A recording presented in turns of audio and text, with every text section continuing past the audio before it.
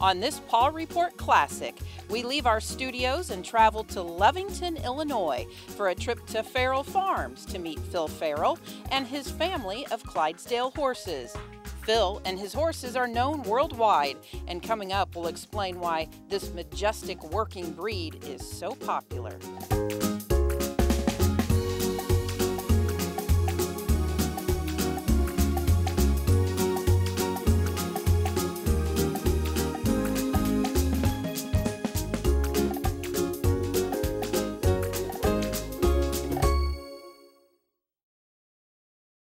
Finding a solution for your pet's behavior problem can be confusing. Dr. Sally J. Foote helps you help your pet.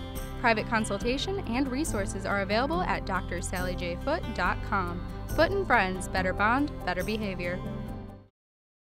Fetcher's Pet Supply on the north side of the Charleston Square, serving the EIU community since 1991. Fetcher's welcomes all pets on a leash, is open 7 days a week, and offers made in the USA food. Pet supplies for dogs, cats, reptiles, and fish. Fetcher's Pet Supply in Charleston. The Paw Report on WEIU is supported by Rural King, America's farm and home store, livestock feed, farm equipment, pet supplies, and more. You can find your store and more information regarding Rural King at ruralking.com. Dave's Decorating Center is a proud supporter of the Paw Report on WEIU. Dave's Decorating Center features the Mohawk Smart Strand Silk Forever Clean Carpet. Dave's Decorating Center, authorized Mohawk Color Center in Charleston. We decided to take our show on the road, and we are in Lovington, Illinois, at Farrell Farms, and a familiar guest joins us on the episode today. We're joined by Phil Farrell. You may remember him from a few years back, another production we produce here at WEIU, Heartland Highways. We came out, visited the farm, and talked to you a little bit then about the Clydesdale, and as I produce the shows and come up with topics, you came to mind again, and I thought I'm going to give Phil a call and decide if we could come out and see the farm again and maybe see your horses again. I just remember that day fondly, going up to the fence and the big Clydesdales coming over and sniffing and wanting a treat every now and then. So thanks for joining us, Phil. Good to have you here. We are on the farm, a very historic and old farm that's been in your family for many, many years. Tell us about the history of where we're at today and how it's evolved over the years. Okay, our family settled here in 1850. Farm was purchased from the government, and since that time there's always been horses and livestock, mostly dairy cattle, some sheep and goats here and there. And during that time, every generation has broken trained horses, done farrier work, made shoes, put shoes on horses, kind of anything you can do with horses and livestock we've done here, I guess. And that's just passed on to every generation, basically. And you've always had Clydesdales, but Clydesdale isn't the only type of workhorse that you've had here. You've had you've had a lot of breeds here. We have, and over the years we've handled light horses, ponies, all kind of saddle horses, show horses, race horses. We have a large variety of customers and clients that we are buyers, sellers, agents for, as well as training and transportation and all. So we get to see a lot of different things, a lot of different places, a lot of different kinds of horses and customer needs and wants. And so we've handled a lot of different breeds. Let's talk specifically about the breed of the Clydesdale. What is the history of this majestic animal? It dates back hundreds of years.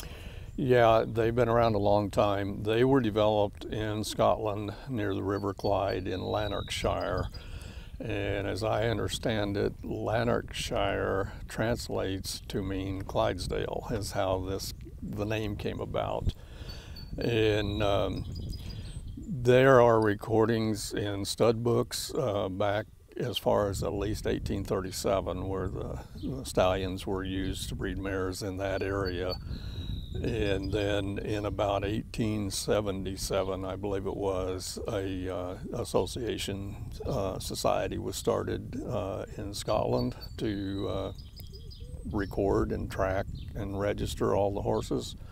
1879, the U.S. started association to do the same thing. So they've been around a long time. Their trip to the U.S. was not an easy one. As you can imagine, trying to get that big of an animal to the States was quite the challenge. It really was. Horses don't do well riding on ships. I don't know if it's the sea leg thing or what, but a lot of them got sick. There was a death loss on every shipment on the early shipments. We fly all the horses nowadays. They do very well on planes, but there's no one that I know that tries to bring them go across the sea now. But that's what they tried to do. They did do from that. Scotland. They did do that. They were successful with horses, but like I say, there were a lot of problems. They didn't lose all of them, and at one point there was a ship that was lost at sea that had I think 25 head on, and lost all of those. But as time progressed, more and more people wanted to bring them into the U.S. and it did, to get the breed started here. And I say more and more people, I mean, when I was a kid, there wasn't that many being raised, actually. So it's not like there's, vast majority. Even today, there's between 400 and 500 foals a year registered is all that there is. There's guesstimates, there's maybe 5,000 head in North America. So theoretically, they qualify to be on the watch list because of the low numbers, but the reality is there's not any problem barring any major disaster that would eliminate the breed at this point. So take us through their origin in the U.S. Like I say, early on, back in the late 1800s, there were several guys that brought some in.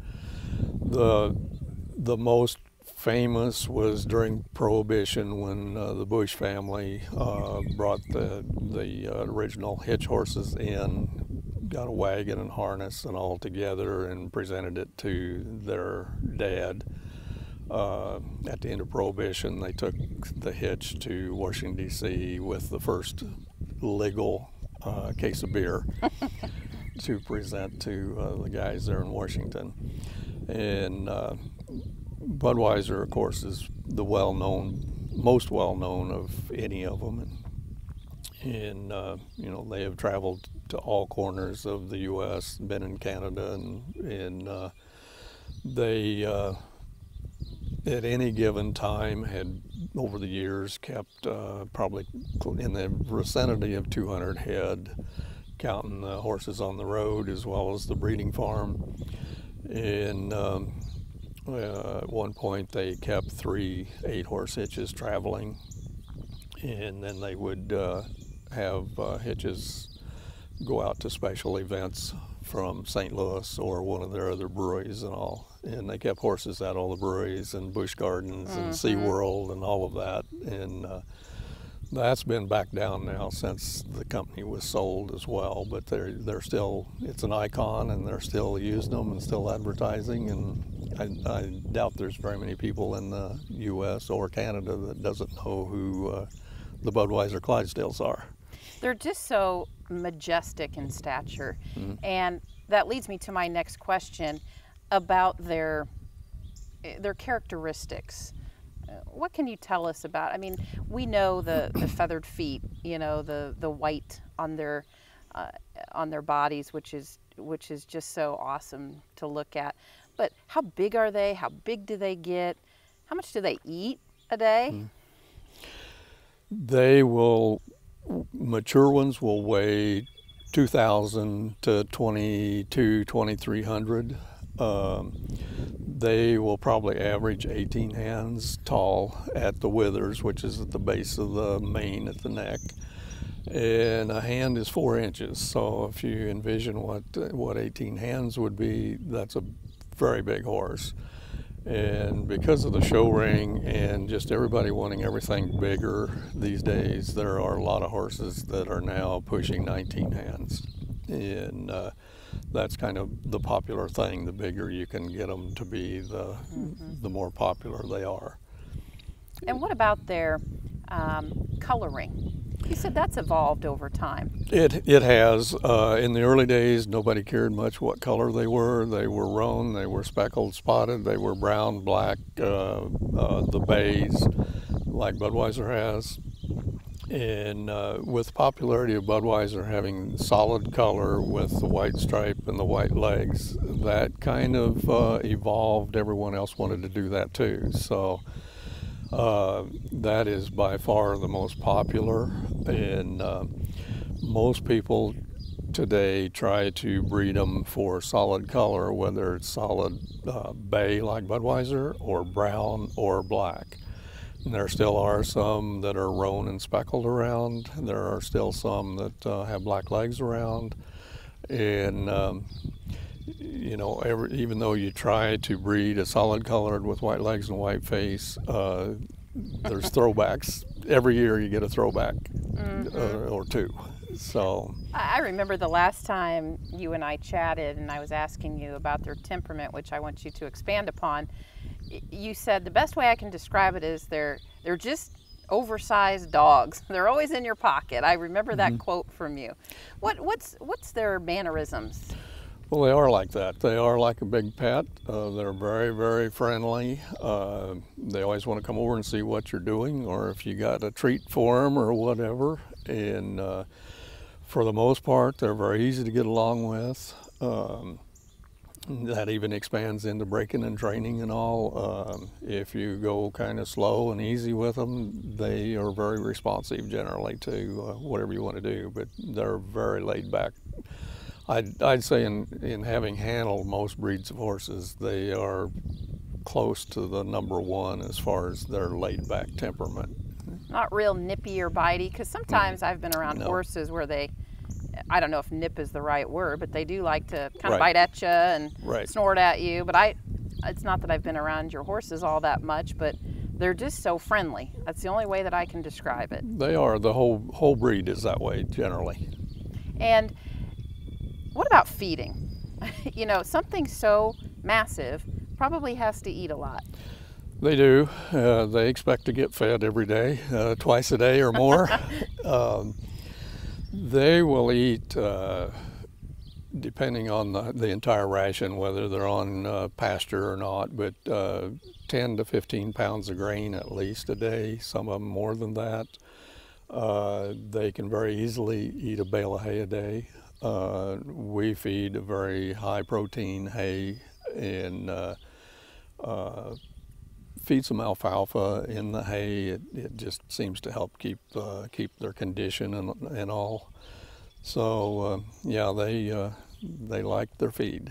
You have a special little one in the area behind us. In fact, you have several young ones. I'll let you talk about that, but you do have a special one behind us. I don't know where they might have head back in the barn to get some cool air, but you've been up. You haven't had much sleep in the last 3 months. Right. Yeah, he refused to nurse his mother, so we started out feeding him with the bottle. I would milk out his mother into the bottle, and he would take the bottle, which was kind of lucky. So we did that every 2 hours for the first couple of weeks, and then we stretched it to 3 hours, and that's 24 hours a day. And then after, I think, 5 or 6 weeks, I stretched it to every 4 hours. And now just this week I cut out his night feeding, so I don't have to go to the barn at 1 o'clock in the morning now. So you got a few extra hours. That's good. You know, the Clydesdale, and I keep saying majestic, it is, and they're just so, you're just kind of in awe when you look at them. And I know you said a lot of times traffic will go by the farm and people will stop and just stare in the field, and I know the feeling, because it's just, they're just so beautiful. But there are other uses for Clydesdales, several uses actually. And that dates back to when they were pulling wagons. Right. Well, and there still are some people that use them in the field, actually. Some Amish folks and just some regular folks that just like Clydesdales that still work them on small farms. And so, I mean, that's a legitimate use that they actually work. There are a couple of loggers that pull logs out of the woods with horses that use them. And they use other breeds as well. And there are a lot of carriage services that like to use Clydesdales. They're just kind of showy in front of the fancy carriages when you're downtown and all, or at a wedding or whatever. And a lot of the circuses and petting zoos and that sort of thing that we deal with like to have a Clydesdale for everyone to look at, because they just kind of draw people. See, you got to go look at them or pet them or whatever. That's right. You mentioned it early in the interview, talking about kind of the history with Anheuser-Busch and their association with Clydesdales, but you too have a history. You spent a lot of time over in St. Louis in the stables. Yeah, in 1966, Dad had the opportunity, was asked to go down to help establish their new breeding farm, just actually for the summer. And at the end of the summer, they asked him to stay on, and so he did, and it was 30 years. He became manager in 67 of the Clydesdales, and he stayed there for 30 years before he retired and came back to the farm. Brother and I stayed here on the farm then, and then at one point they needed an assistant manager down there, so I went down for 7 years. And then my brother went down and I came back to the farm. So we've kept the farm going even though we've done other things too. Your Clydesdales have gone all over the world, and you're going to talk about some of their travels. But you have a pretty long clientele list of some very popular people that I know our viewers will know. You have provided horses to the likes of... Yeah, George Foreman is a client. We took some horses to him and spent some time with him, teaching him to harness and drive and take care of them and all. Dolly Parton's group, we've supplied horses there. Shepherd of the Hills in Branson, the heiress of Campbell Soup and heiress of Weyerhaeuser Lumber, and just kind of a whole host of people that I bet you when you get that phone call from George Foreman, you want to check the caller ID to make sure it's legitimate. Sometime, and generally it's their manager or farm guys or something that actually come here and we deal with, and that was the case with Michael Jackson. We worked with him, but it was through his farm manager and all, and that's often the case. And we're dealing with some very high-level political people in other countries and in wealthy families and all in other countries and all too. So we kind of had to learn how to deal with that and handle ourselves and all, because it's a whole different world when it's not like selling to your neighbor, the next county or anything like that. So. How is the Clydesdales a travel companion when you have to deal with your clients that are global? That's a pretty intense travel itinerary for the Clydesdale. Well, with them and all the breeds that we ship and all and deliver, there is a protocol that we have to abide by depending on what country they're going to. It's usually a 30-day to 60-day quarantine here, whether it's our own horses or horses we bought to deliver to somebody. We take them to one of the approved airports, and we hope it's Chicago because that's the closest, but we have shipped out of Kennedy, we've shipped out of Toronto, Miami, Seattle, LA. Just depends on where they're going as to where they will allow us to ship out of. And it's almost like a stall that you ride in with the horses. It is. It's like a 2-horse or 3-horse trailer without wheels. And they are designed so that they fit on all the roller mechanisms and all of the other equipment at the airports. So for the airport personnel, other than going a little bit slower and handling a little bit easier, it's no different than not handling throwing that anything baggage. else. They can't right, do that. Right. So we have had some loads that have been charter loads where we'll take 75 or 80 head on a plane. And then there's one or two of us, depending on how many horses, goes on the plane. We carry our own water and feed and all, so we can take care of them in transit and all that. So what gives you the most joy and pleasure? I mean, you don't know a life without horses at Clydesdale. That's all you've done. When you think about it, it may be a question that you don't really ponder, but what gives you the most joy about these beautiful animals? Well, I just, quite honestly, when we're here and nobody else is here and they're out in the field and they're just eating and everybody is healthy and happy, and all I like sitting out by the pasture and just watching them in the evenings when we're done.